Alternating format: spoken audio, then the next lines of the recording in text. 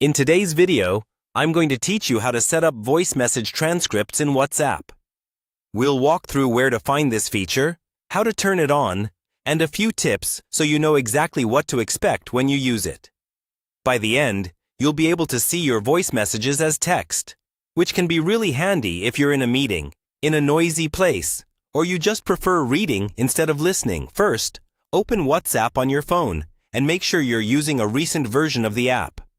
The transcript feature may not appear if your app is very out of date, so if you don't see the options I'm describing, head to your app store later and check for updates. Now, go to any chat where you've received a voice message. You don't need a special kind of chat. It can be an individual conversation or a group. Locate a voice message bubble in the chat. This is usually shown as an audio waveform with a play button on the left or right side, depending on your device. Press and hold on the voice message. After a second or two, a small menu will appear on your screen with different actions you can take for that message. Look for an option related to transcription or transcribe. The exact wording can vary slightly depending on your phone and your app version, but it will clearly reference turning the voice message into text. Tap that option. The first time you use it, WhatsApp may show a short explanation about how transcription works. It will usually mention that the audio is processed to generate text, and may note that accuracy can vary based on how clearly the person speaks and how much background noise there is.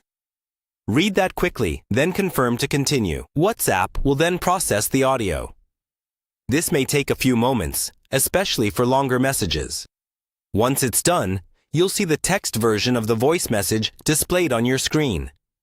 From here, you can scroll through the transcript, copy it if you need to save or share the text, and compare it to the audio if something doesn't look quite right.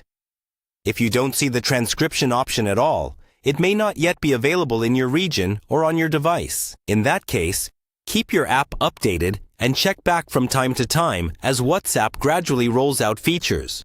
That's all you need to start using voice message transcripts in WhatsApp.